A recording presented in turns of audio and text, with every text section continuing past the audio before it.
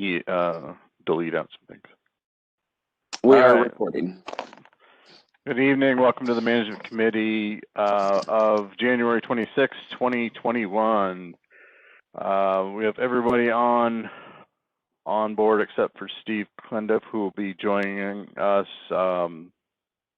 shortly. He was running late from a blood drive. We do have Sue Pyle on to represent the Lakes Committee for any of our Lakes discussions. So that's where we're at. Jeff, you want to kick us off with our delinquency totals?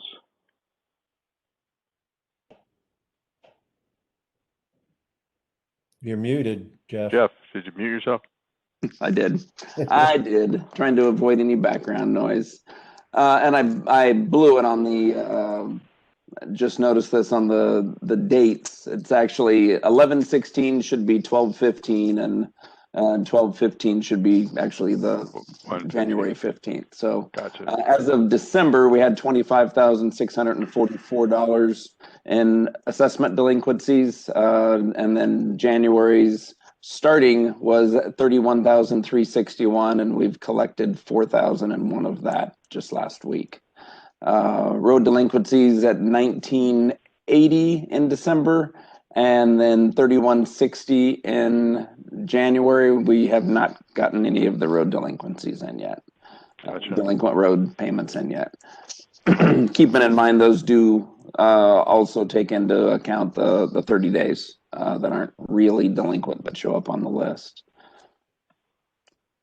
And then if we want to move into capital depreciation and debt allocations and expenses, we've got a capital fund total as of yesterday, $265,322. Depreciation fund total of $231,624, and that is before any monies for the fairway mower have been removed. Dam account total of $156,731. That does include the $100,000 that we have to keep in Popular Bank to keep the interest rate lower. Gotcha. When is I assume the fairway mower's been ordered? When do we have to pay for it? I've signed the agreement and sent it to him. They are waiting on credit approval for a net 30 before they'll actually give us a delivery date for it, which is fine because we wanted to delay that delivery date anyway. Gotcha. Okay. But the price is locked, so. Yeah, we're not mowing lawn this time of year anyway. No, not today. And then item 4, roads accounts and expenses. Roads expense, the total that we ended up at for January, and I think I covered this at last meeting, but it was $124,176, and then 2021 so far has been $5,560. Most of that is labor for plowing and de-icing and that kind of thing since January 1st. Total chip and seal account is sitting at $53,612, and then the chip and seal expense for 2020 was $162,886. We've had no expense on that thus far this year. Although Rex is looking to rectify that for us. So. All right. So I think going forward, we can probably just drop that whole thing. Or Rex, is there anything once we get kick off the actual spending, we may start re-reporting this, but is there any need to continue? No, it's all in the budget, so I don't see any need to Gotcha. break this out, especially through the winter time. I think it's helpful as we get going and we find out, we keep an eye on how much Rick is using for patch, but Rick and I and Jeff are kind of working on a budget, and I hope to have something to bring to you guys at the next meeting, tell you what's planned and what we expect to spend, and go from there. Great. Very good. So we'll just remove item 4 completely for future meetings until further notice? Yeah, and I think maybe once we get into the spending, I'd like to at least know what's in the chip seal account or the road paving. I'd like a better term, like road assessment account, but it's what it really is. Okay. Well, and I think the only reason we do that differently is because the chip and seal account is we're spending on just chip and seal versus roads is going to be plowing and aggregate for plowing and that kind of thing. So through the winter, do we want to keep reporting on what is currently known as roads expense? So since no? I don't think Jamie. Okay. No. I am fine with that. Yeah, we don't report on standard security expenses or golf course or anything else, so. That's a good point. Okay, very good. The reserve fund accounts, not everybody should have that in front of them. So if there's any questions, feel free to speak up, but we are currently in the red, at 127,270, which to my understanding is significantly down from what was well over 200,000, toward the beginning of last year. So we've made up some Yeah. ground, still have some more to go. At one point, that number had gotten to 260. So we have made some significant inroads into that, but it's a little harder now because we did up the amount going in depreciation and capital, which I mean is the right thing to do. It's just harder to whittle off some of the old ones. It'll take a little while, but I think we'll get there. Okay. So. Very good. Any questions at all on any of the detail of this? No, I'm good. Account entries, we're good? Okay, very good. And then news and notes, package handling. This will be the last time we report this, at least until we get closer to the holiday season, November, December. 454 packages 2 weeks ago, and then 453 last week. If you remember, 3 weeks ago was 427. So I think we're consistent enough that unless there's major love of this particular line, that we'll stop reporting this for a while. Can we still track it though? Absolutely. I'd like to see a full year, just so we kind of can look at it. Okay. For planning purposes, but I certainly don't see a need to try to call it out and get Okay. So we'll have security keep counting report on it. Yeah. What are we doing with the Connex box down there? That'll end up being moved. We haven't made arrangements yet, but that'll end up being moved up to golf course maintenance. We'll store some of the smaller equipment in there. I don't think it'll fit fairway mowers and such, and I don't know that Probably we'll not put wide them in that, but some of the smaller equipment will at least keep out of the elements. Can we get that thing painted? Sure. We need Sounds to like move a- on to it's ours now. Yeah. Sounds like it'd be nice to, like, if we could get volunteers to paint it the same color as the golf building, so it sort of blends in a little bit. Okay. But we can worry about that once we get it moved. Okay. We can have Marty go up and paint go out there. in his spare time. You know, It'll stand out a lot less Well, up there. the Navy taught me well, so Yeah. If you can't pick it up, paint it. that's all right. All right. Request for expenditures. Rex, did you want to get into this one a little bit more? This is the Eagle Claw extension. The dog said mine. no. Yeah, excuse me 1 second. Something was going on at the front door and I wasn't expecting any deliveries. Be right back. Okay. I'll give him just a second. Hey Rex, you're really hard to hear. I don't know if you can move your mic closer to your mouth. I'm working on it. And Second. While we're waiting on Jeff, I'm noticing a trend. Sorry to be backtracking on the agenda, but there's a trend up on our delinquencies. Last several months, they've been trending up. yeah. I don't know. I'll have to ask Jeff. What's that? Annie just had questioned the delinquency numbers had been trending up. So we didn't know if that was something that we needed to address or wonder why. I don't know if it has something to do with the increase. Unfortunately, I don't have the last couple of months in front of me. Yeah. The January Maybe was just definitely take higher. a look at it. Yeah, and I looked back at your December meeting minutes and it was lower. So it definitely looks like it's trending up. And I know at one point last year, I think we had it down to like the 12,000 range. But Okay. anyway, I'm just curious if you guys have any input on that or if there's anything we need to help with. Okay. And I will say there is a significant amount that's already been sent to the attorney after numerous attempts and numerous months, and so that's not going anywhere until until properties sell or foreclosures happen and that kind of thing. Gotcha. So you've got your base, Okay. and I don't off the top of my head, I don't have a number for you on what that base is, but I can Yeah. report back to you on it tomorrow. Is the Sure. delinquency committee still meeting at all, or? Yes, they were doing once every other month. Okay. Gotcha.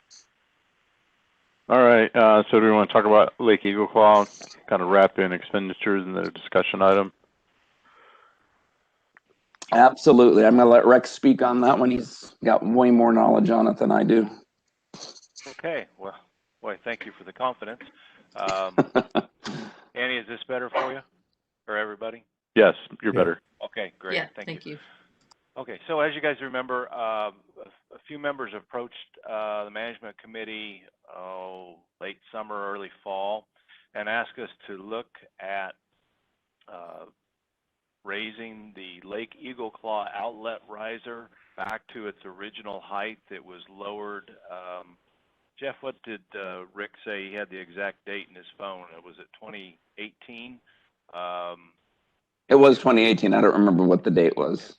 Yeah, that's fine. But it was lowered. 30 inches, we're told, was cut off the outlet pipe. Nobody really, I didn't find any proof of that.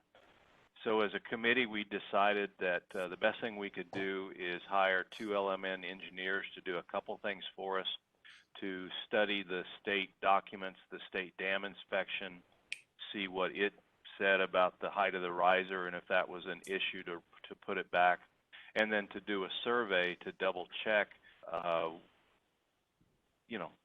We didn't have proof of 30 inches, so I would hate to go the wrong way, and we didn't want to jump and do anything quick. So we had a survey done at Eagle Claw. They shot the top of the dam over several locations. They shot the top of the riser. They did a pretty good topographic study of a lot of the dam. They've also been looking at the groins that we'll have to talk about later, where we're getting some leakage. But it was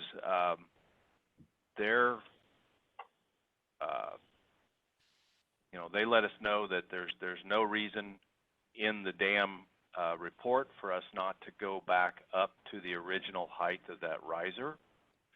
There's nothing in the ODNR data that says we can't do that.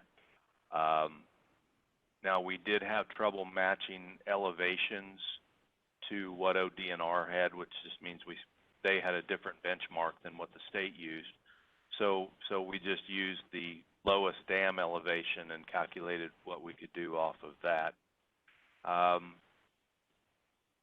So we got the data, and I looked at it, and it actually shows that 30 inches was the correct number. If you take the height distance originally from the top of the dam to the top of the riser, and then you take the height difference that we have now, we did cut off 2.53 feet, which is pretty close to 30 inches. So that was correct. So what I'm proposing, I talked to Rick and I talked to Sue, and I'd love to hear Sue's opinion as we go here in a second. But I'm proposing that we don't quite go up the full 30 inches. We go up 25 inches just to give ourselves a little bit of cushion. The higher we go and the higher the lake level, the more water we lose out of the leaking areas in the groin, which have been leaking since 1960, and in the sinkholes I gotta get my directions right, but to the east of the dam, there's some sinkholes there, and so let's go up just a little bit less than original. Let's get the next project, which is the weir boxes, put in so we can track the exact amount of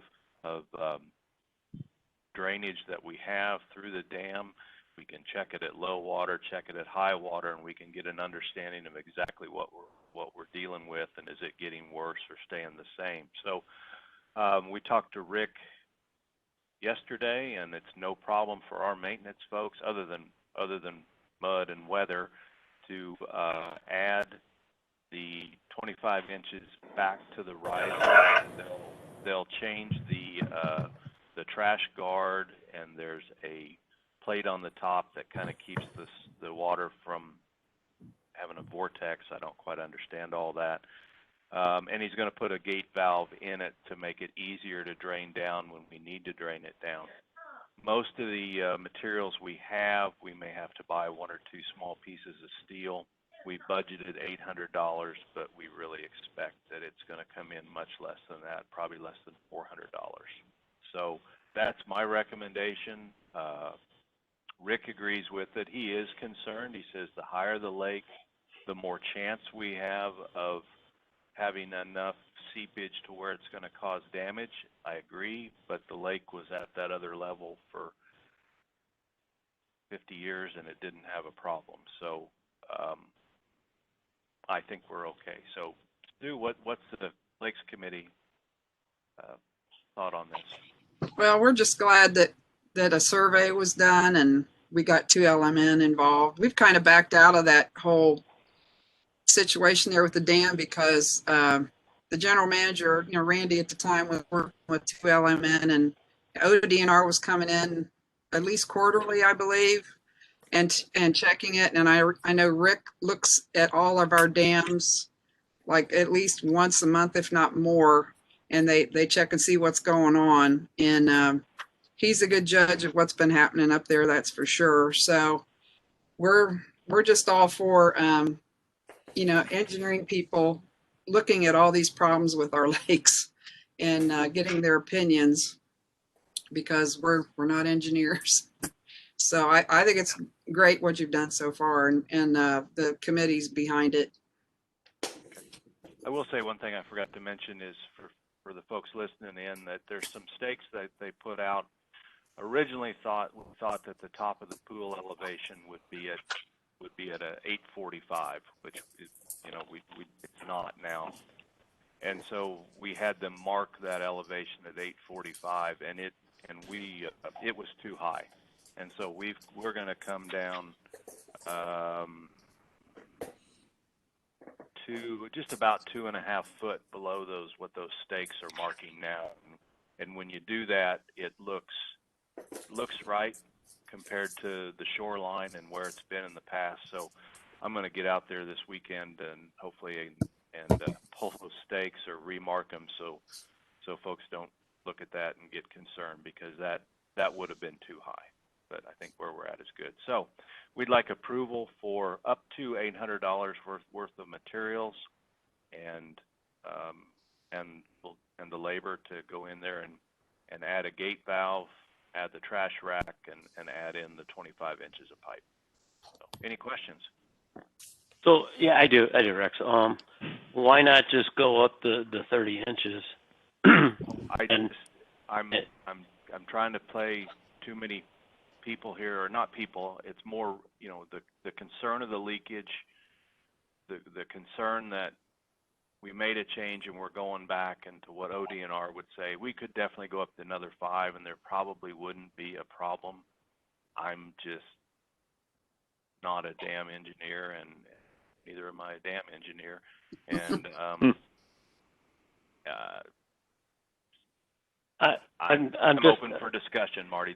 That's my whole reasoning. I have no empirical data. I have no anything other than just gut feel that I guess where I was going to go with that is that we still need to put the weir boxes in, right? Yeah. And so if we go up, right, then we can put the weir boxes in and see what we're doing, because I'm trying to figure out, six more inches, so a half a foot ahead, how much is that going to increase the flow that's leaking out? I'm just thinking that's going to push us closer out to the edges of the groins if at full pull, full pool. But yeah, look, I'm not going to. I'm just asking. I'm all good. Yeah. Rex, what was your recommendation on going up? I mean, I'm looking at the report. It says we could go up 2.53 feet. Yeah, I cut that back, well, that's 30 inches. I came back to 25 inches, 25. Okay. 25, 26. And again, that's just with caution on, Yeah, I get it. just with extra caution. And also, I guess, I'm using some of Rick's, a little bit of caution from Rick as well. So I listened to him. Did I read that report right? Was there no drain on this lake, or how do we control the level? Well, it controls itself via the spillway, but if we want to, when we No, I want to understand take it that. down, we basically got to pump it down. So we have to pump it. There's no drain in there. Okay. No. So we have no way of controlling the level then, other than the spillway. It's the same for all the lakes, but Lake of Four Seasons. They can put a drain that basically shoots it down into the spillway, and that's how they can drain it quicker. Okay. Lack of a better reason.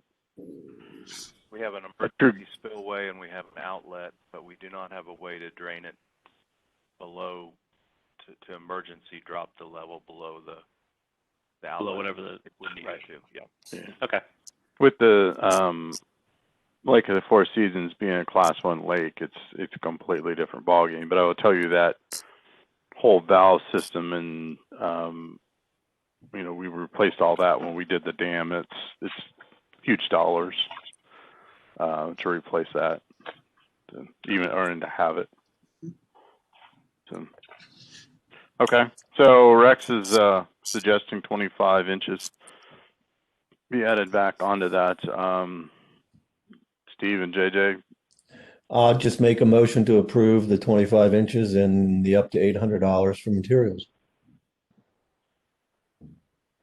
Yeah, I'll second it. Okay.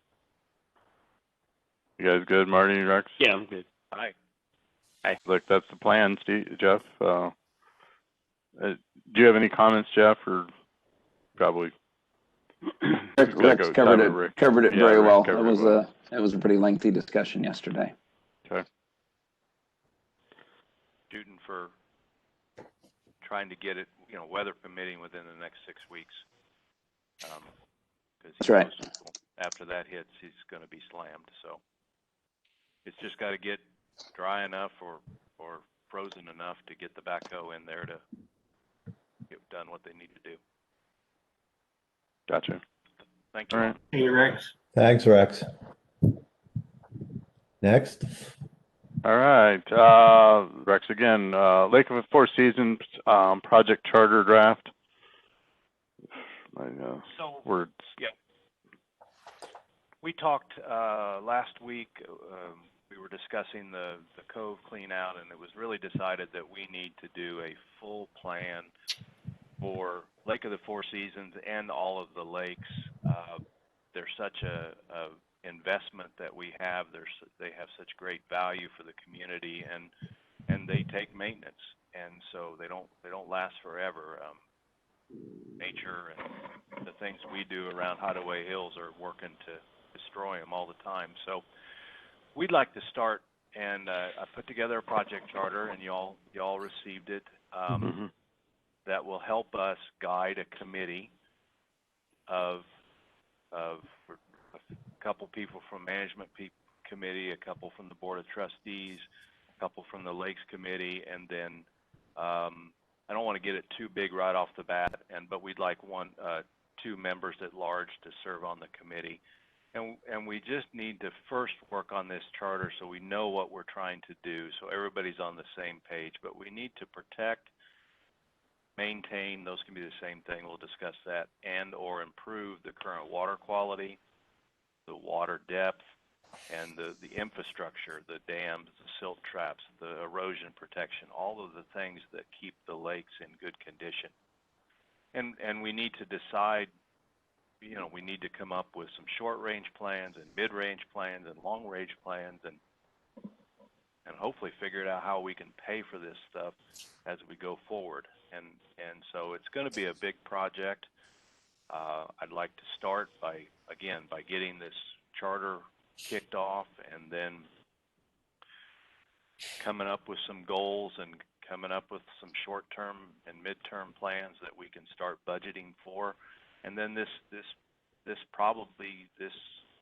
should be an ongoing thing. I mean, we develop a plan, but then you have to check it and keep up with it and see what's changed. But I think there's a lot we can do to protect the lake. That includes things that we have our homeowners make sure that they do, so we're keeping silt and gravel and stuff out of the lake. I think there's some things we can do on our roads. I don't remember I don't know if you remember one of the photos that the homeowner sent us last week. I mean, there was a lot of road material that had been washed down towards and into that cove, and so we need to make some changes to how we operate possibly. So there's a lot we can do that doesn't necessarily involve spending a lot of money. There is money that will need to be spent as well. I don't want to make it sound cheap, but so that's my proposal, and I'd just like permission to go ahead and then work with Sue and work with the Board of Trustees and get us a committee going and get talking about this, because it's not going to get any better. Well, you're right, Rex. And for some background, prior to the dam breaking in between winter and 13 and 14, management was looking at, they were doing silt traps, and they were looking at, building or buying some dredging equipment. But, obviously the dam broke, and, we had to reshift our focus. But, ideally, we'll not have to worry about that dam for 50 years. So that takes everyone on this call out of that picture. But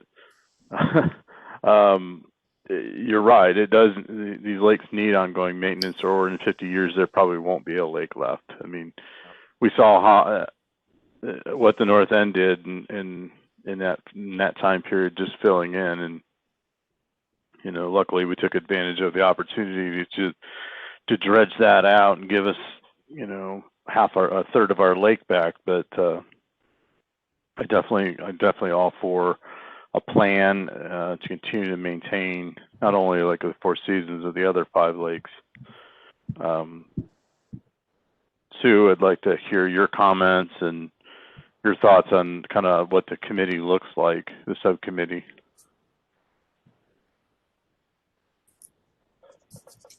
Well, for one thing, I'm just glad that I've got this management group behind me in our group on this, because we've been at it for 20 years now.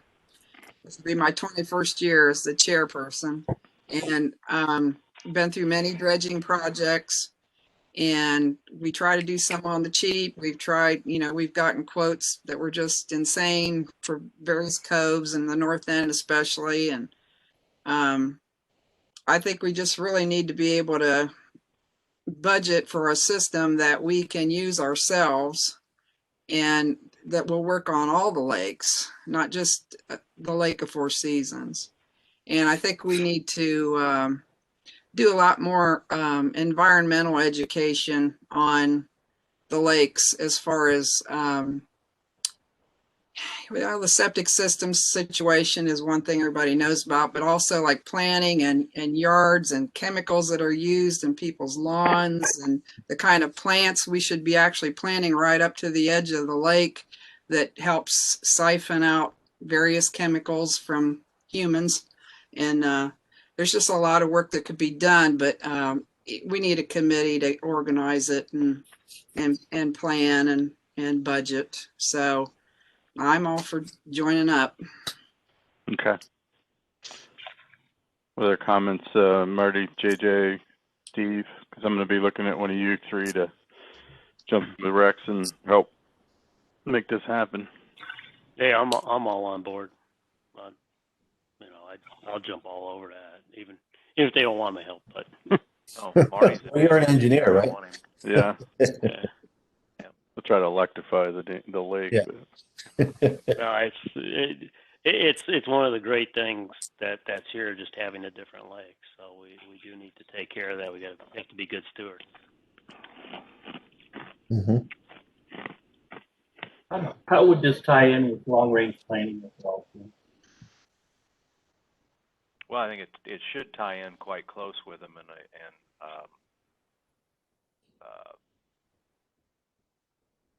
and the more people we keep, you know, in the loop, the better. I'm just thinking if you go to the, members at large or something, I think we should, if you guys believe this will tie over to long range, it sounded like it would to me. Maybe make sure they have this. Hearing him very well. Yeah, you were breaking up, Steve. Breaking up. All right. You hear me better now? Yes. Okay. We'll move this closer. I just think that if long range planning is going to be a tie-in with this, maybe we should make sure that they have everything also on this group. Yeah. Yeah, I think this committee definitely would have to interact with the long range planning committee. Like Rex said, I think we need to keep this committee small and a little bit nimble, but they could definitely, when they report out to management, report out to long range planning, because it obviously affects funding going forward. But so I'm curious, what dredging equipment would we use, like on Lake of the Four Seasons versus Deerfoot? I mean, what you couldn't launch anything very big on some of those smaller lakes, but what? Well, I think you have to look at, let's say for Deerfoot or Eagle Claw, you've got an entranceway that the dredging equipment we saw at some of these other lake association communities had a platform that you put the backhoe on, and if you and they were basically working all their coves. And if you think of like the entrance to Eagle Claw it's kind of like a small cove actually. You could probably float out there and get a lot of work done. And I also have a place to offload there with that parking lot we created. Yeah. That parking lot actually used to be the lake. The lake went clear up to the road. That's all filled in over the years. That was not that way originally, believe it or not. But you could use that kind of equipment to get in, on that end. And actually, I don't know how deep that gets down there at the other end of Eagle Claw. You could probably go over towards Matthew's house with that kind of situation with the floating dredger. Yeah. Which doesn't just float. You float it to a place and then you put big posts in to hold it in place so that the backhoe isn't, flopping around.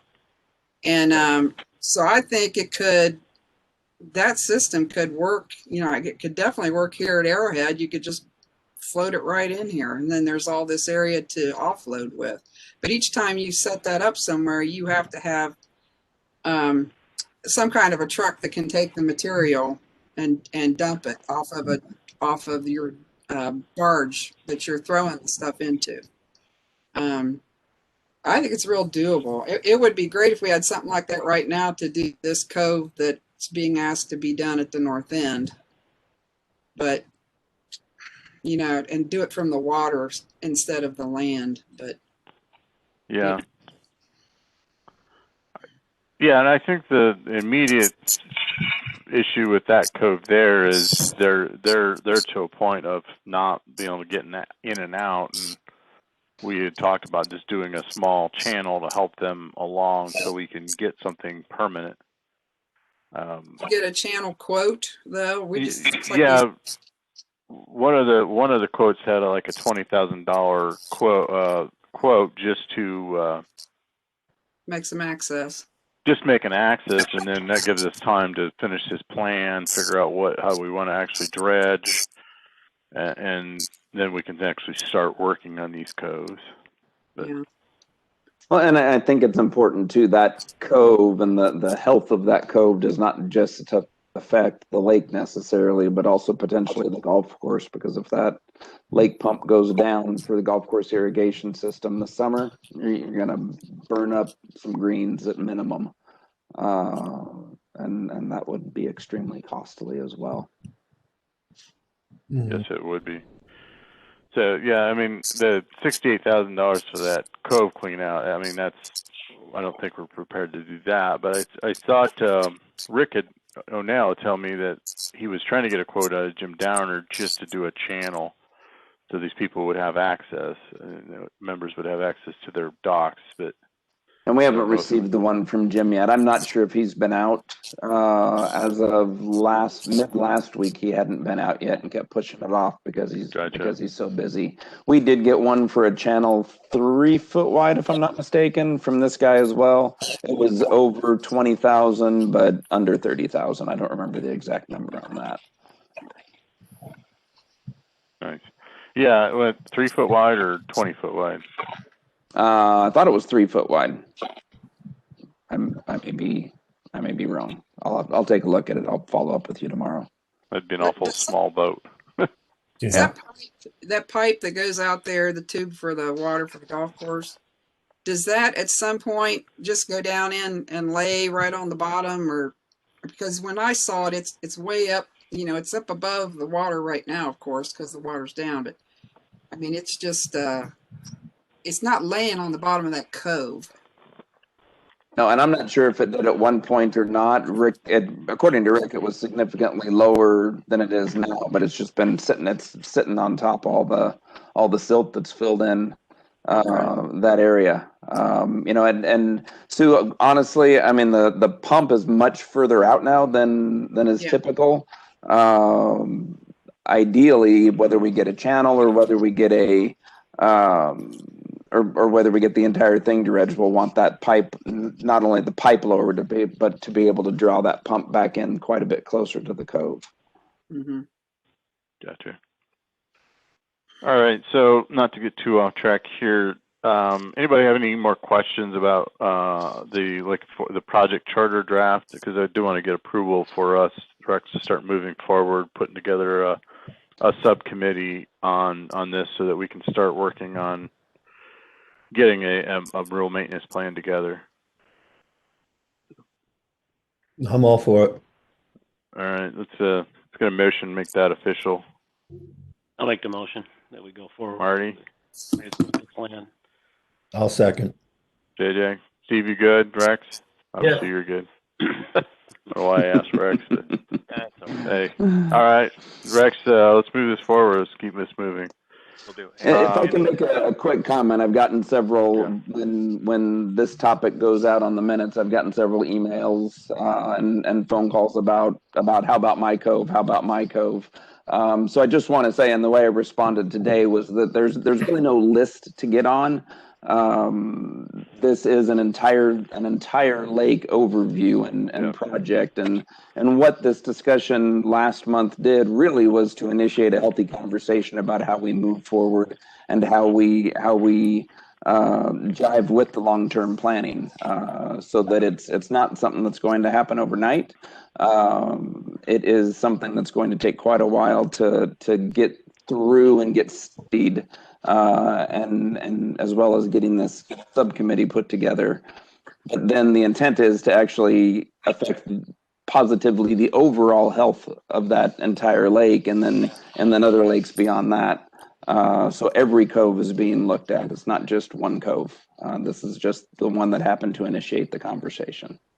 Yeah, well said, Rex or Jeff. Yeah, I mean, every we'll have to definitely prioritize which coves get, the first attention based on which one's the worst, and right. And that includes silt traps, and that includes washing where the current last two main creeks are coming in. So there's definitely a lot of factors in there. So right, and including funds, it's something that'll have to be budgeted, obviously. And if we're going to have our own equipment, then we're going to probably need to extend the timing of the seasonal positions quite a bit once that's up and running. Yep. Yeah, because that takes at least two people to run that situation I was talking about. Right. Okay, thank you all. All right. Jeff, have we got any additional quotes on just making a channel to that cove? No. The final one we're waiting on is from Jim Downard. So as soon as we get that, hopefully we'll have that to report by the next meeting at the latest. But ideally, I want to get it to everybody sooner than that, so we can start talking about it. Yeah, I mean, I definitely want these members to be able to access their cove, and I do think that is the worst cove as far as silt and dredging and filling in. But but I do like to get Jim Downard's quote too. He's usually the most reasonable, just because he's so close. Probably why he's so busy, also. Well, yeah, he's always busy, but he generally will make time for us, just because of he's done a lot of work for us and done well for us. So okay. Anybody else want to have anything to talk about the code clean out?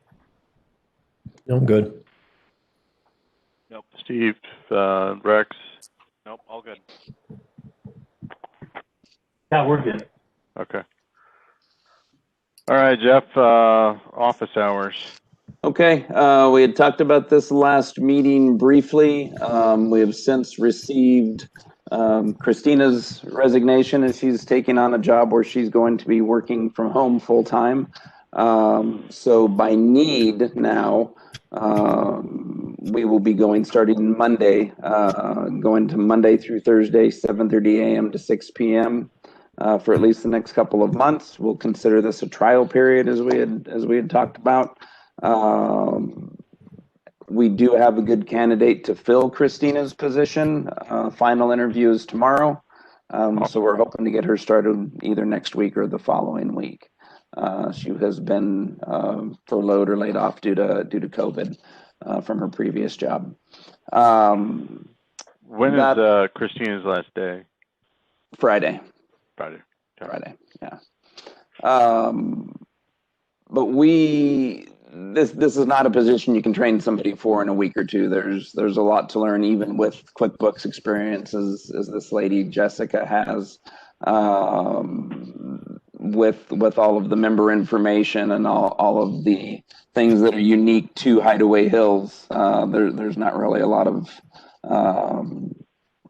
that can shape you for it outside of Hideaway Hills. So I expect probably a month and a half to 2 months worth of training. And then we will focus, as we get toward the end of that, focus on getting that part-time position filled that was approved. I do not think it makes sense, and Penny agrees to try and train 2 people at once. Okay. Will we talk about expanding office hours again then once the part-timer is up and trained? Yes. Okay. Yeah, and then to Steve's point Steve had made last meeting was then we potentially even look at some Saturday hours, maybe 4 or 5 hours on Saturdays that this part-time person could fill in, which particularly during the prime season, the April to September season, I think would be ideal. Gotcha. Yeah, that sounds good to me. Anybody else got any comments on that situation? I think it's being handled well. Handle as good as we can in COVID and work at home days. All right, Wi-Fi and lounge and dining room. And that is on there really just to keep that alive. There's been no progress since the last meeting. The routers and access points have been ordered, but are not yet in. Yep. Yeah, I talked to Kurt up at the lodge, and yeah, he said just some things come in quickly right now, and some things are just slow. So. And they were back ordered. I think it was the access points at least that were back ordered. So we'll expect it'll be a bit. Gotcha. All right, lodge updates, Jeff. All right, so I want to thank the members of the management committee for helping out at the lodge. That has really helped with our staffing needs there, coming and filling in, whether it's in the kitchen, whether it's on the front of the house, bussing tables, serving, taking orders, entering into the POS system. It's all been a great help. So I thank you for that, and thank you for the continued support. Hopefully you find that that's the fun part of the job. we will begin recruiting next week for a front of house supervisor, get that position filled first, and have somebody that can help oversee both the lodge as well as assist Chris in the clubhouse, particularly in the shorter term. And then we'll start focusing on an executive chef. We'll recruit for that about late February. I figure if I can get 6 weeks worth of recruiting time, we can find the right person. I do have our representative from Gordon Food Service helping to get the word out that we'll be looking to fill that position soon. And he said he's got quite a few people, quite a few executive chefs, as well as line cooks in hotels that are currently out of jobs, which I can understand. Yeah. So we may, and you know, it's some of the nicer hotels that have furloughed those chef and sous chefs or sous chef positions. So I imagine we'll be able to get some good talent in. We'll also be looking at Hocking. Is it Hocking College? Hocking College has a culinary. Yeah, they've got a culinary program that we actually used to recruit from quite a bit at Deer Creek and found some great people through that. So we'll be looking there as well. It's slow. It's a little bit slower this past weekend. About just over $700 worth of revenue on Friday, and just over $600 on Saturday. So we'll hopeful that this weekend will be a busier, and we'll get back up to closer to the $1,500 to $1,800 for the weekend in revenue. Okay. I assume you continue on if we can have management volunteers help out. Yes, please. I can be there. Steve, did you help out last weekend? Yep, I was there Saturday. And then I can help out this Friday. If someone can maybe raise their hand for Saturday. I do want to bring up, you know, we talked about this before, but can members volunteer to help out if we can have selected train, you know, some training? I don't know. We kind of kicked it around before. You know, I don't know if that's even possible, but or maybe board members, but hint board members.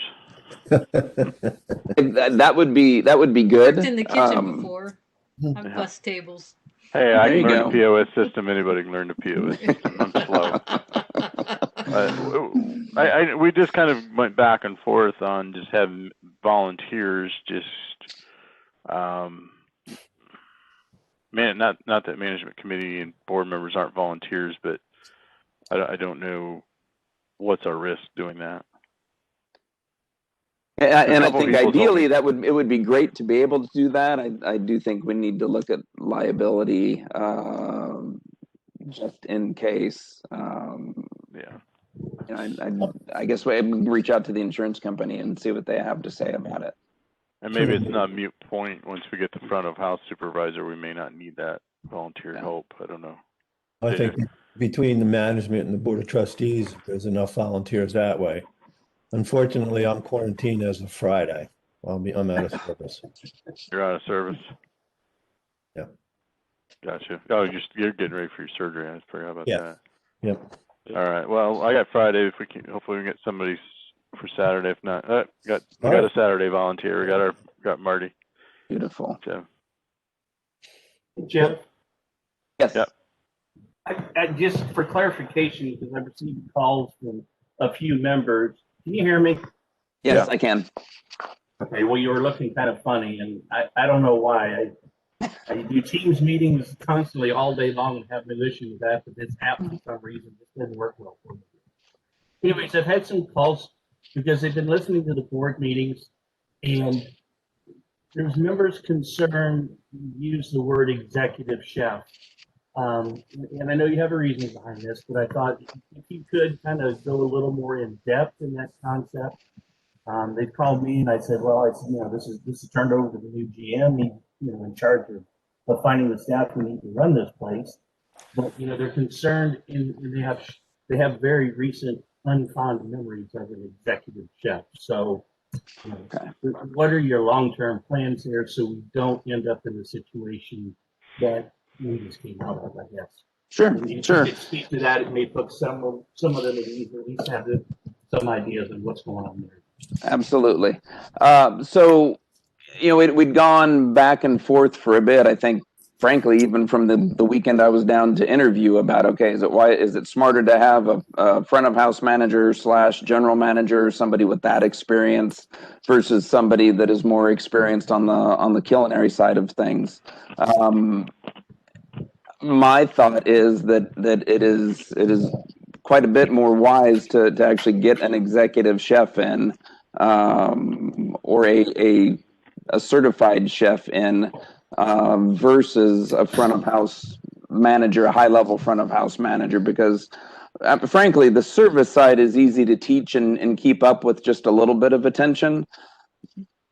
The culinary side, the food side, that can bite you in a few ways. Number one, the sanitation issue. There are fewer front of house managers that have as much expertise in sanitation and food safety as any trained executive chef.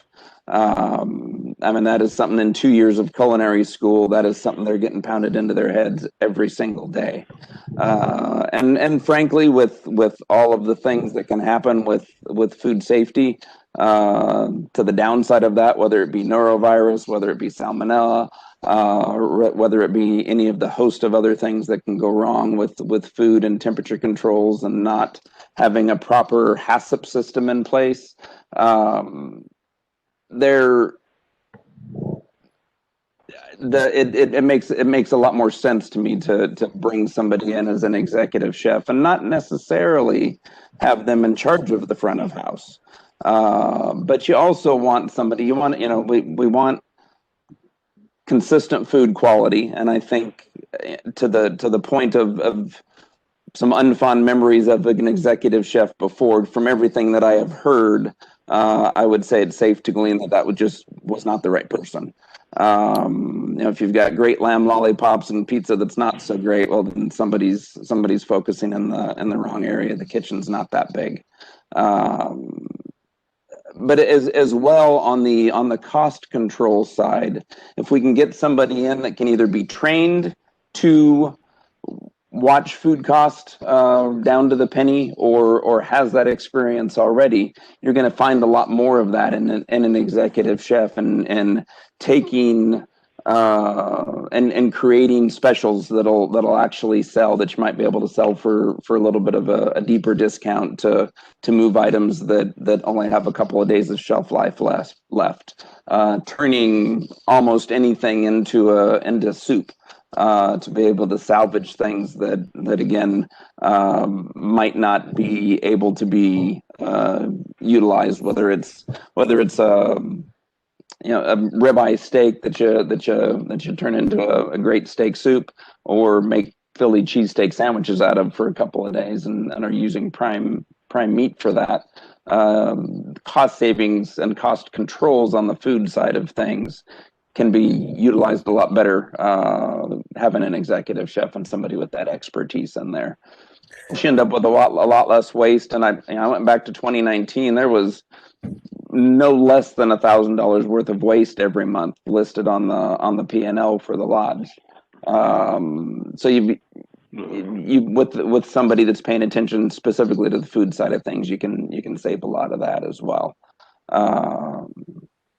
So explanation. You don't have to keep going. Okay. I think that's what the people wanted. Well, I know you're getting off. I guess my next question is just to reinsure in the thing that I feel strongly about is we're going to make the lodge work, and it's going to work right. And I think by now having you in the GM's position, you're going to have your thumb, maybe another finger on this situation for a period of time to make sure that it runs this way. Oh, absolutely. And make no mistake.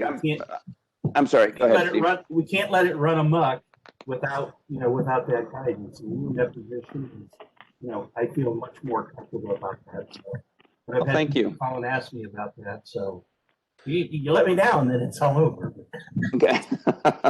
Well, and do know that part of the discussions and the interview process and whatnot had to do with I don't expect this to be a Monday through Friday gig. This time of the year, and certainly down an office person, it makes sense to maintain office hours and then stick around on Friday nights for food service. But I would anticipate in the summertime you'll see me on a lot more Saturdays than not, focusing on the restaurant and the clubhouse and the golf course for that matter. The intent of this executive chef will also be that this person will oversee and be responsible for food quality and food safety, not only at the lodge, but at the clubhouse. Jeff, by executive chef, you really mean just an educated chef. Correct. Someone who's been educated. That's somebody that's properly trained and has that educational background. Yeah, but executive, they think that, George Perrier, well, that's a Philly term. Oh, yeah, no. So I'll just try to start using the term chef. How's that? No, just educated. Maybe over better. Yeah. I will say though, if you're when you're advertising and recruiting, the executive chef comes off a lot better. Yes. It's all about the wording. Yep. Mm-hmm. One last thing. Jeff, you had brought to some equipment needs in the kitchen, and Steve, I know you have an opinion on that. So I'm asking, are you two able to get together before our next meeting, review the current kitchen equipment, and then come back with some recommendations? Sure. Steve, you good with that? That all said, I think it's smart to wait until we get a chef in there, because I think a 60-inch griddle or flat top is silly, and that you need a char griller, need to replace it with a smaller griddle and a char griller. But we may get an executive chef in that's perfectly comfortable using a 60-inch flat top. Then Jeff and I actually talked about that too. We were in the kitchen here a couple of weeks ago or whatever, and the addition of charbroiler is huge. I mean, it's gonna turn an average piece of meat into something that you're used to having at home. That's kind of where we're leading to. I didn't want to totally leave or lose the ability of having a flat top sometimes. Fair enough. I just know there's a lead time when you get a chef, to get stuff ordered and installed, and depending on hoods and stuff like that. But that's why we can wait on that until we get a chef in here and sees what he really needs. Okay. Well, and I will say, Jim, hoods are very expensive. My intent would be not to take up any more hood space than we already have, and I don't think a char griller requires any more airflow than the flat top does, because they can both create equal amounts of smoke. But I'll double check and see just to be sure. But the intent would be just to use the current hood space. Yeah. But Steve, anytime you want to get together, I'll be there tomorrow or Friday night for sure. But if you want to get together outside of that, when the kitchen's not busy, we can take a walk through there and go item by item. Great. Yeah, come on up and spend money on Friday night when I'm there. I don't mind getting beers. There you go. Do we still have some left for the beers for a buck deal, or did they all sell? I'm sure there's still some left. We probably need to promote it again this weekend. But if you're there Friday night, Jeff, we can go back there and look. There's a bunch of odd stuff on that shelf that we need to kind of figure out a strategy, because I'd like to just get all that out of there before the front of house supervisor comes on board and I have to deal with it. But I agree. So consider this the first advertisement. There will be some beers for a buck this weekend. And I don't know the inventory. And some specialty beers. So you're allowed to take them to go right now, so you can get up to 3 of them to go per adult. Yeah, with a meal to go. With a meal to go, yes. Yeah, I tried to push a few people to go. I'm like, can sell them to go. It's current law. All right. Anything else on the lodge? If you had further appreciate everyone. For me, I fell off the iceberg again. So if you responded to me and I didn't answer, it's because I was there. No, Steve, only just to say that if you want to get together on equipment any day you want to come up, just let me know, and we can do it when the kitchen's operating, or we can do it when there's nobody in there and take a walk through and go item by item. I think it's a great idea. You had to wait till we get somebody here. I mean, again, it's going to be up to the new guy to design that kitchen in a pattern that's going to flow well and what he's going to feel comfortable with, and then train the employees that he'll have to make it work. So, Yep. Like I said, I don't know if you heard that. The charbroiling is great. The flat top TV there, if we can, make a runner go at breakfast somewhere down the line. Yeah, I agree. It's Jeff, I do have the spreadsheet on. Go ahead, Steve. I'm sorry. No, we're good. Okay. What were you saying, JJ? I do have that spreadsheet on the keg costs. Oh, excellent. I'll send it over to you, and then I'll reach out to you sometime and go through it with you. Okay. The numbers aren't exact just due to taxes, things like that. Some things may differ, and the cost of the grain and things like that. But it gives us a really, really good idea of the cost behind it associated with it. Okay, great. Cost, Thank you. cost and profit. So, Okay. all right. I like it. JJ, I know you're kind of out of the picture for a while, but do we know the inventory of both our pale ale and lager so that we don't, we don't run into a situation where we're having old beer again? I do not, but Jeff, if you go down into the cooler right in the brewery, all the kegs in that cooler should be full, and the ones outside are empty. Okay. I don't think there's any in the walk-in that are full upstairs. I don't think so. Yeah, I think there were a few. I think she got those back downstairs. Okay. Yeah. Yeah. At least then we can find out the dates they're brewed and know whether or not we need to, have push a growler sale undergo. Okay. Oktoberfest in February. How about that? And there you go. There you go. Works anytime. Yeah. Jim's got to sell those dollar beers first, though. Yes. Jim will be selling dollar beers again. All right. Any other lodge updates? No. All right. Security.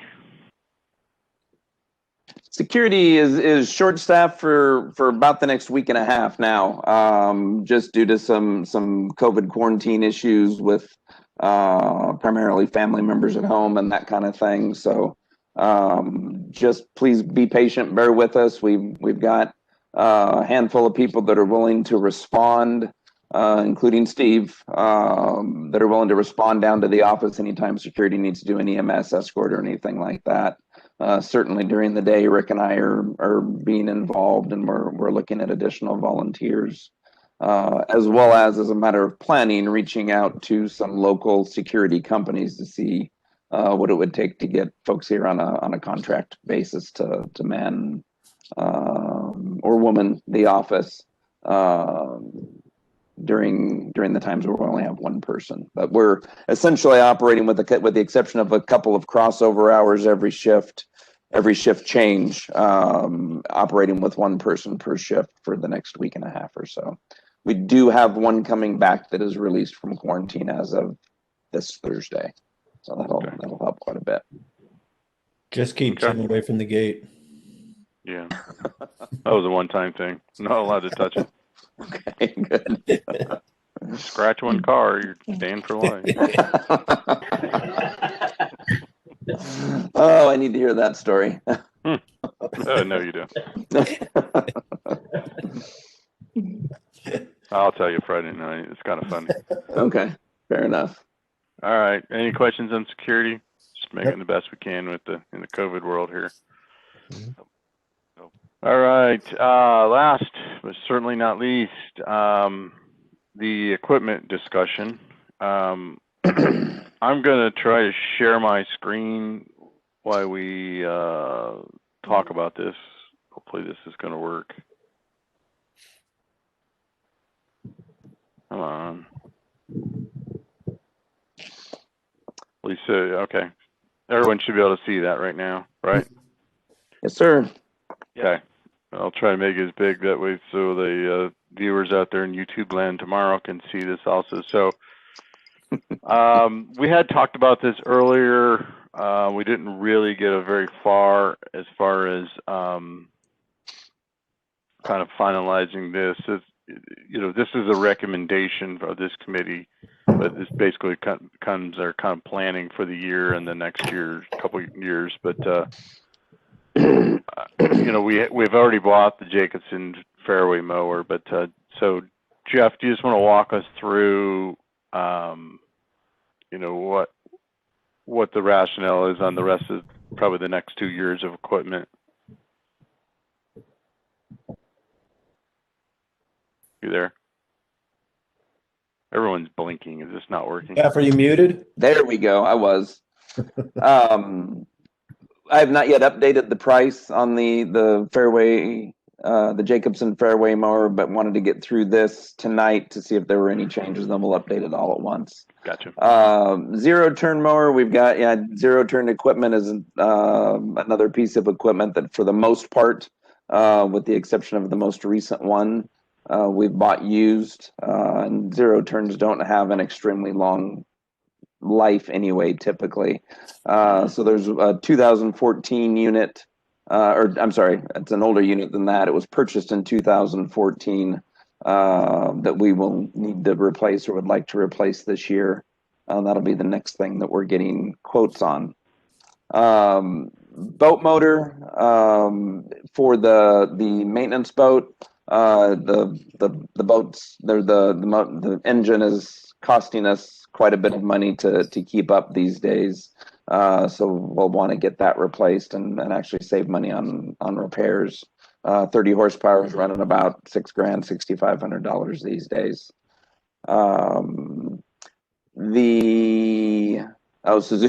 Suzuki mini truck. Rather than trying to find another one of those, we feel like it's a little bit wiser to get a Kawasaki Mule or some other type of side-by-side, perhaps a John Deere Gator even to replace that. And I think that would be a significant cost savings new versus another mini truck new. Yep. Yeah, I don't even know if you can buy those mini trucks anymore, but it makes sense to get a Mule or something work type UTV for that purpose. Okay. I've seen them, but it's a car basically, so you're not gonna get it for 15 grand for sure. Do we want to see what Chris Jones has? Yeah, I'm sure we'll definitely want to talk to Chris as far as what pricing we can get. He's like the number 5 Kawasaki dealer in the nation, so you know, the problem right now is going to be availability on getting anything. So we'll have to figure out what we want and then start shopping it. Okay. See, I mean, there's other brands. There's Can-Am, there's Polaris, Kawasaki, John Deere. There's a lot of different models out there we got to start shopping for. Yeah. And our John Deere dealer was very disappointed he didn't get the fairway mower bid, so maybe he'll do a little bit better on a Gator. We'll see. Yeah. We'll get multiple bids on that, and I think I think the way to go is like we did with the fairway mower is don't get 3 different Kawasaki Mule bids, but get a Mule, a Gator, and a Polaris bid as an example. And see where they'll come in. We'll certainly talk to Avendra and see if they can help us out with that as well. Okay. I'm sorry, not the leaf vacuum blower. Radio repeater. Oh, radio repeater. There we go. So analog for radio communication, analog has been going away for probably the last 15 years. Feet have been dragged on it for sure across the country.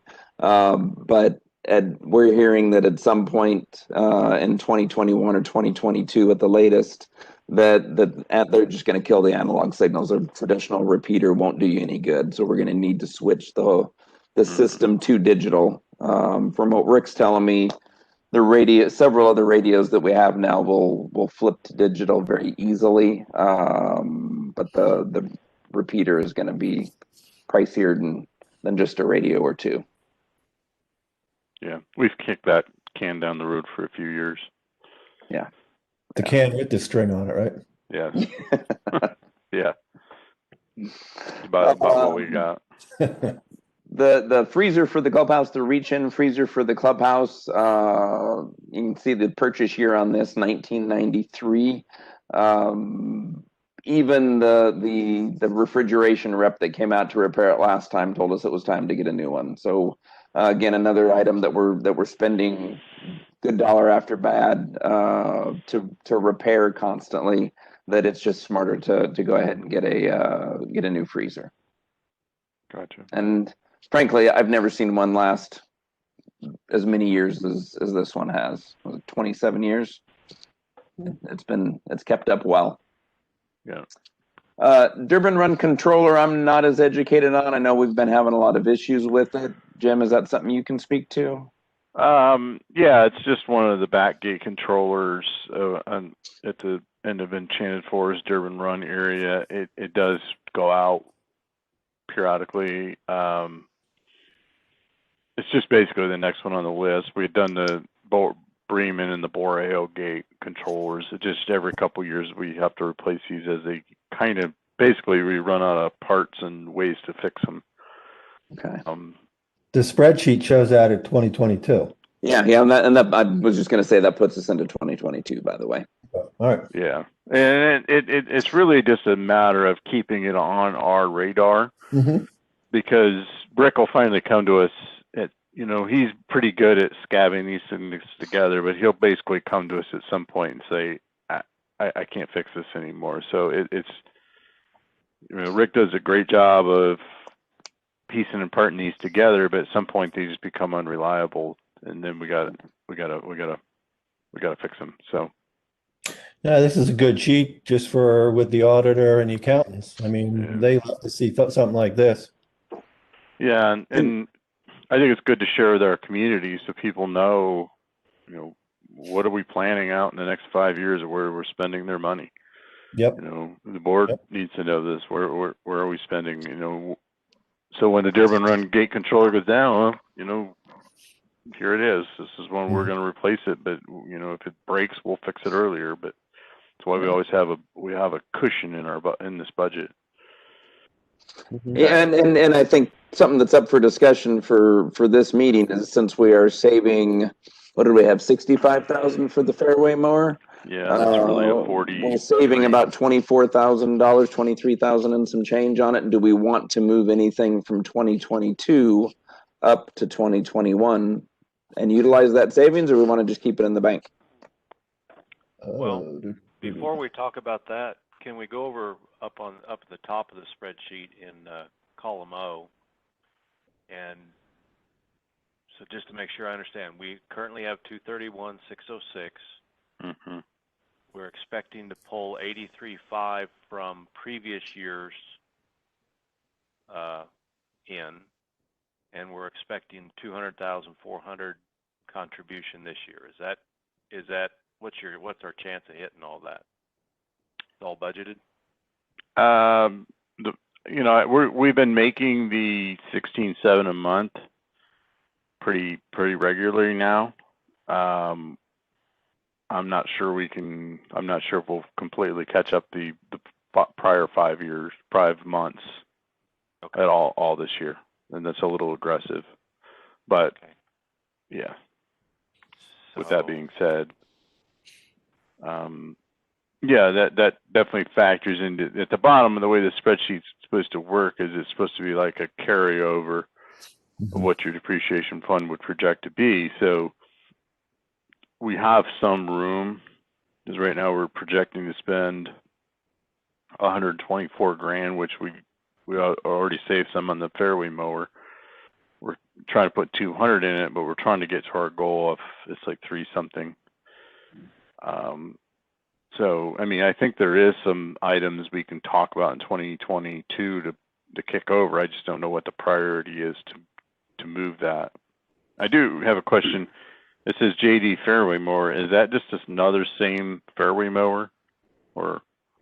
Yeah, that's another one that we're spending a lot of time and money and parts on. That it's currently a John Deere, but my take on that's going to be, let's go with Jacobson again, more than likely, unless John Deere or Toro come down. We'll add 10 or 15% on top of this year's price just to be safe, because they had some end of year specials that we were able to take advantage of. That'll be a savings there as well. And then 80s, I think we talked Actually, about Jim, let me leasing go that. back up a minute Sorry. that's okay, to row 21, just because I blew it and skipped over it. That was the last thing for The leaf this year. blower, The leaf vacuum. blower. So that is something that has been around. Again, take a look at that. 1998. It was engineered after the fact. It was a vacuum that they are using as a blower, or a blower. They're using one of the two. It's being used for something that it wasn't originally intended for, because that's what they had and had to work with. You can get from these same manufacturers at minimum from Toro and John Deere, and there's other brands out there as well, blowers that are made for blowing leaves and golf course aerification plugs and that kind of thing, and do a great job of it without having to keep up with the repairs that we're spending on this thing now. Gotcha. Now, that said, Rick is checking to see, his feel was the impeller on the thing was fine. It may just need a new motor. And if that's all, then we can just replace the motor on it and call it a day, and probably get it to at least another 3 years out of it. Okay. Any questions on the 2021 stuff? Basically, that right now amounts to 114, but we already know we saved 20 grand right in the Jacobson, so it does give us some room to move some 2022 stuff up based on whatever's priority.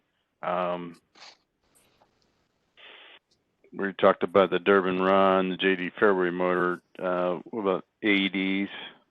Is there any opportunity we could lease those instead of buying them?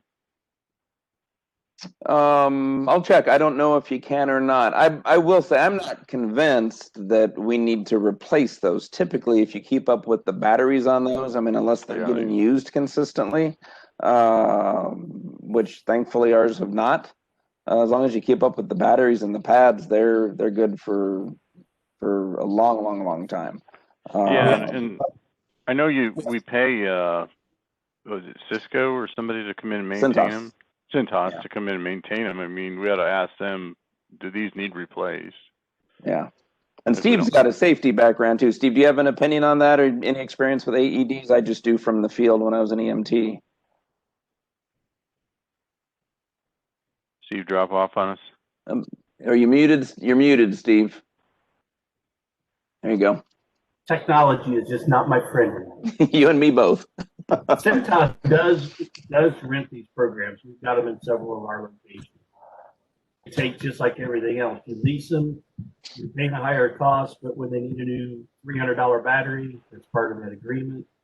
Now that we have a vendor, looking at Cintas and see what kind of discount we can get on something like that. I think the lease is definitely the way to go. It's one less thing you have to worry about maintaining that.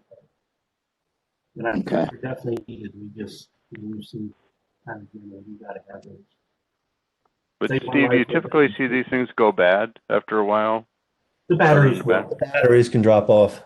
Yeah. As long as they're kept clean and in case and haven't gotten wet or anything. The technology changed to begin with, but it's pretty inexpensive compared to where they were. The technology is a whole lot better. Yeah. It's generally a battery issue, but they still get a premium for the batteries. Gotcha. As long as you're not exposing them to salt air or something like that, down in Corpus Christi, you'd lose them a lot faster because the circuitry gets screwed up by the sea air. But in this environment, we've got, particularly in the lodge building, we've got the dehumidifier in there. I don't think it would be as much of an issue, but I'll research more and take Steve's advice and check on rental programs as well. And whether it's Cintas, and I'm sure they've got some competition out there that does the same thing.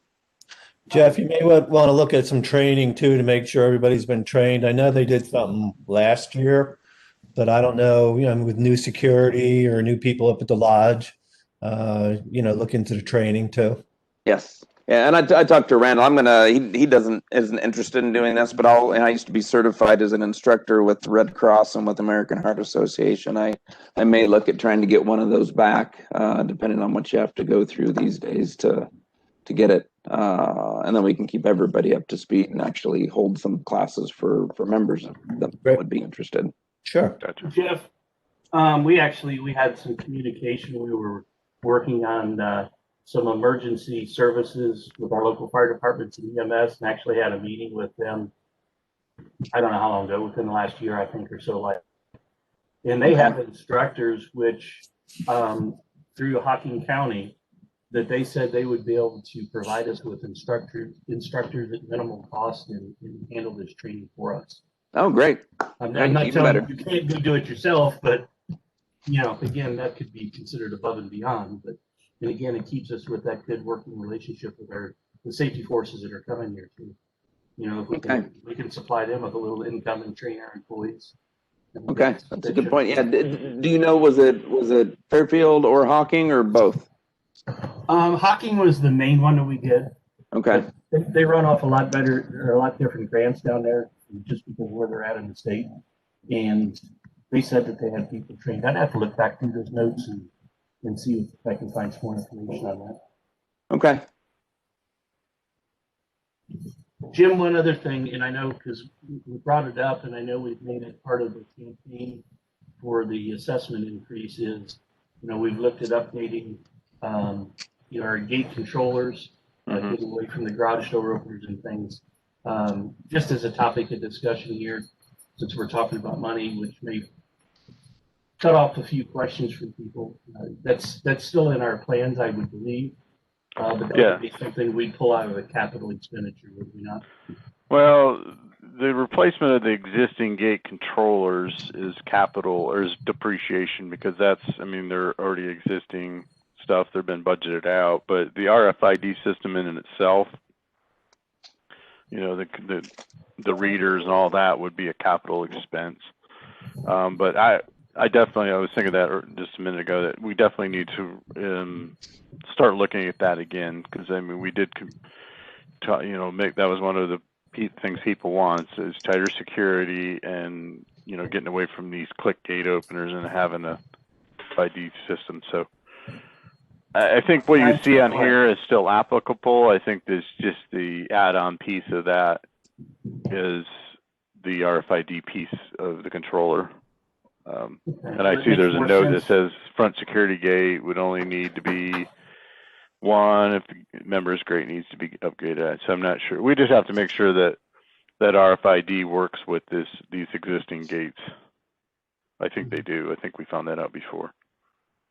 Yeah, typically you can keep at least the gate and the motor. The controller unit. And, you know, and certainly whatever's inside the conduit, and just rerun. You know, we probably need to rerun safety loops and that kind of thing. Not probably, we do need to, just to make sure those are up to date, working, and aren't going to be the first thing to fail on us. As long as we've got everything opened up. Yeah, and frankly, if you know, if it's not something we can do all in 1 year, financially, then you could even phase it in which case I'd say take care of the remote area gates first, because you'll always have security in the security office. Yeah, it was about 35-40 grand for the controls, and it wasn't terrible. Total for all the gates that need to be done? Yeah, that was, Randy probably has some information you can find. It was like between 35 and 50. I know we got some different quotes, but that was for like the 3 back gates and 1 front gate. So it was like 4 gates. Okay. So it wasn't outlandish. Oh, that's good. It's also limited up to 1,500 of the, whatever the things are that we put in the members' cards to open them up. So that was figured into that last price we got. I think there was 1,500 of those figured in. So that's including the toll tag type readers, not where you're tapping a card, right? The actual reader. Yeah. Good. Yeah. And that may be a short number. I mean, I don't know how many vehicles we have here, but that's 700 times 2. That's 1,415 units pretty quick. But. Yeah, and the talk was before that we would charge for those a small fee to help cover them. But okay. All right. Front security gate's pretty straightforward. Yeah. Truck lift. Truck lift is actually something to lift the vehicle up to work on it, a hydraulic. Actually, I can't say hydraulic. It might be an electric lift. I believe it was a hydraulic lift to be able to get it up in the air a bit and get under it versus getting on one of the rollers and sliding under it. So something that just aging, going bad, needed and appreciated. Yes. Yeah. Okay. And then last one's office computer. That's pretty straightforward. I guess two questions then would be, what in the 2022 list should we consider moving up a year since we saved money, 20 grand? And that's a question for you and Rick to talk about. We don't have to answer that tonight. And then, is there anything on the 2021 list you would like help with to start price shopping? I have experience in UTVs, so does JJ and Steve. Oh, okay. Yeah, I mean, I guess for those, really look at what our needs are, and then we can start sourcing it. I'm pretty confident we can get all the bids we need through Avendra. We can always go outside of that if you want to. Yeah. I'll have to check with the typical communication company that we use, and then we'll roll in a couple other communication companies on the repeater system. I'm sure there's someone that told us that analog was going away. Yeah, and I don't. Of course, they are selling them. But... Yeah, I don't know where the boat motor. I don't know if you're gonna get that through Avendra. I mean, that's more of just trying to find someone local that'll cut us a deal. Yeah. The last zero turn we bought, our committee member Paul had basically went around and got several pricings on Skags and different commercial grade mowers, and we ended up going with a Skag. But I don't know. I mean, I don't know if you want to call or talk to Rick about preference, but I think we definitely need to price some different brands. Yeah, agreed. On commercial grade type stuff. And we'll talk about the mule or what UTV. I think we do need to price out a few different brands, but Iron Pony can help at least give us some pricing too on that. So okay, Chris is a good member, and we can look. We'll definitely shop it anywhere we need to. Okay. And Jim, did you want to offer any help on the boat motor, just because you've gone through a few boats from what I understand, or? I'm back to 8. Yeah, I mean, I can definitely I can look and see if there's anything used out there. I'll look around at some of the area marinas. They usually have their used motor listing and see if there's anything. 30 horse is not a popular size. You may have to go. You might find a better pricing, honestly, on a 40. Okay. Or a 25. 30 is not a real popular. I don't even know if they make that anymore. They generally jump from 25 to 40, then 50. I think kind of increment on that. How they come around with the horsepower is just kind of goofy, but yeah. Okay, and we don't necessarily need a Merc, right? I mean, you can look at no. We can. Okay. Yamaha or Honda or Mercury is just kind of the most popular. But it doesn't have to be. And I assume this is it's not a tiller mount. It's a they got it on actually on a center console, I think. I think that's right.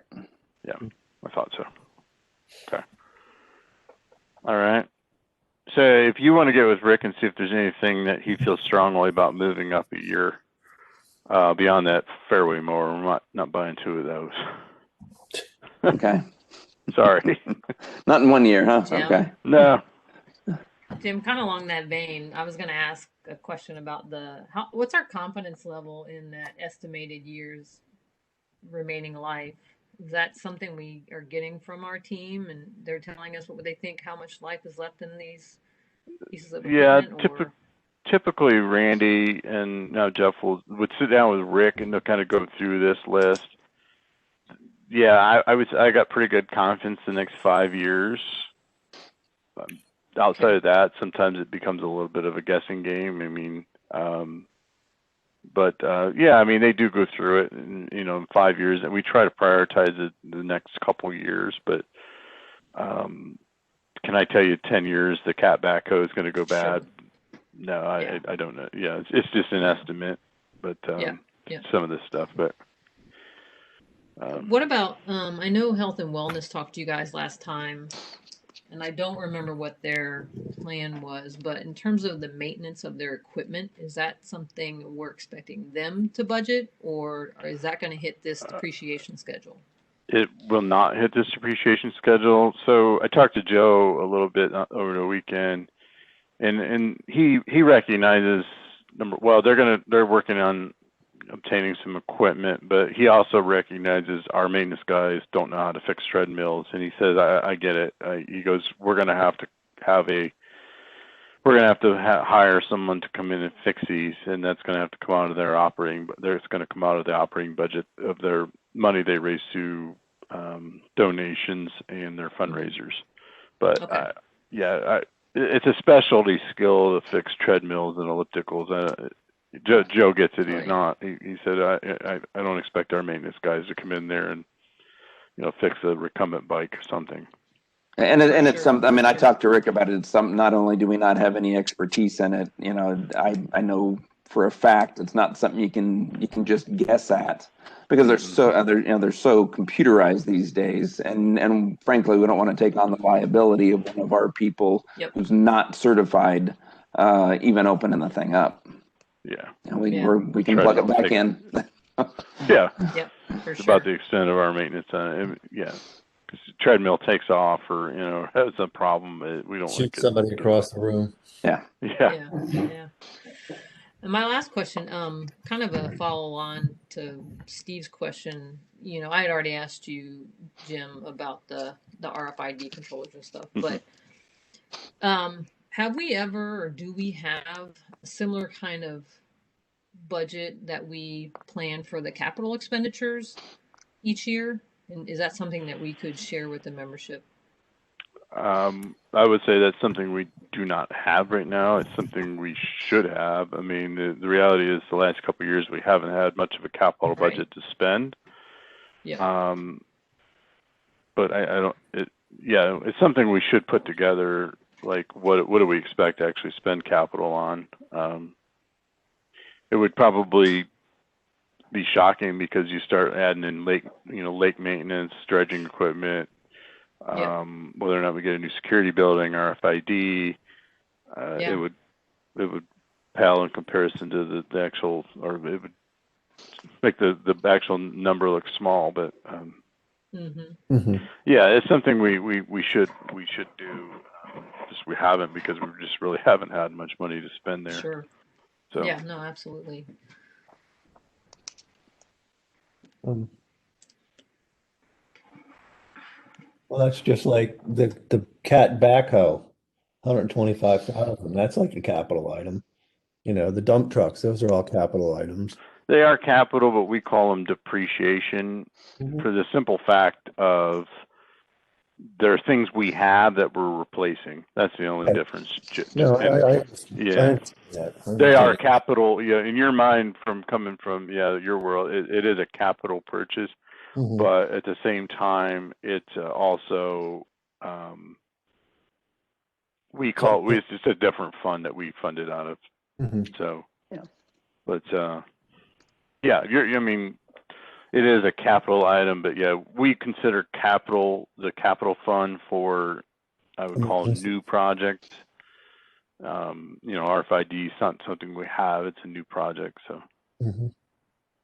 understood.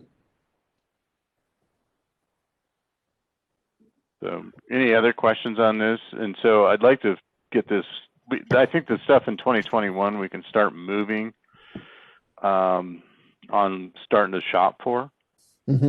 And I'll at the next board meeting, I'll actually, when we get this kind of finalized here in the next day or so, it's always a moving target, but I'll send it to the board just so they kind of have a planning, and maybe even provide it to the long range planning committee.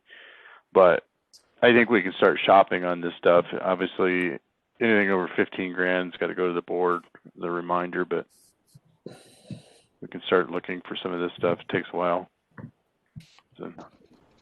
Jim, with that being said, should we look at spending the 124,000, and depending on what, the mower comes in at, then we look at, okay, what was something for 2022, and like you said, maybe move that over, or do you want to use it as a safety net? It's just a matter of Jeff talking to Rick and finding out if there's something in the 2020. Obviously I want to save as much as I can, but if there's Sure. something that's starting to cost us more than what it's worth, we've talked about putting maintenance books together so we kind of know what we're spending on each item. But there might be something that in 2022 or even 2023 that we're kicking down the road that we see that's. But I also, see that it needs to be replaced. But I also know that, there's always something breaks we didn't expect, and we always keep a little bit. We like to build our reserve and keep a little bit in our back pocket for that. So Understood. Yeah. Good. I think it shows that, Jim, you're considering that fact and know where we're coming from and trying to climb out of. And it's an important piece to know we have a little extra to carry next year. Yeah. Because we don't know what could blow up next month either. Right. Yeah. Yeah. I mean, Rick's good, but he can't do it all. Kitchen equipment breaks, all this stuff, boat motors break. We all know that if you own a boat, it breaks. So it's just, to say, we obviously don't want to try to spend we don't look to spend everything. My screen keeps freezing. But at the same time, I mean, if there's something in the next 2 years budget that really just needs to be moved up, maybe it's a truck lift, maybe that we're putting our guys in an unsafe position by what they're using. So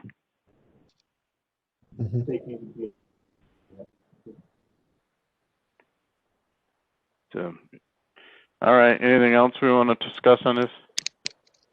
Good. No, it's a good planning tool. Thank you. I think everyone's internet's like bouncing, or maybe it's just mine. All right. Anything else for the good? I know, Steve, you sent out a COVID plan. I think it was a great idea, great start. I like it. It's just so we don't have to question it. We run against the situation where we've had some exposure, whether it be family, friends, or whatever, and now to where we have a minor crisis, I guess. And it's like when you're scrambling, you're trying to figure out what you can do because you got a shift you got to cover in 8 hours. And I just think by putting some sort of plan together with input from everybody, that we don't have to react. We'll have a plan in place. Maybe we'll go. No hotel we don't ever have to use it, and maybe in 3 to 6 months it'll be a thing of the past. But this may be the first of something that we see do. Okay. Yeah, I think if anybody wants to give some comments to that, and then Jeff, obviously you get any comments, and I think we could put that in place. I don't think it requires a whole lot of thought other than Agreed. Make sure we're not missing anything. Yeah, and I hadn't had a chance to take a look at it yet, but I will tomorrow. I briefly read it, but that's about it. So anything else anybody wants to bring up? Nope. I have one quick thing in executive session. I'm good. Okay. Thanks, everyone. All right. Let's just hit stop record. I am 3, 2, 1.